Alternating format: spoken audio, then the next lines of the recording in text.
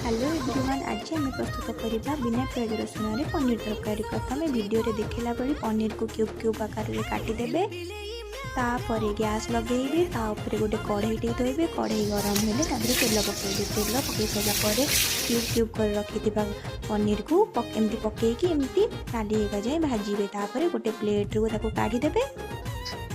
से कढ़ई रे पुणी थे तेल पकईबे। तेल पकई सारापर अदा काजूर पेस्ट को भल भाव में कषिदे।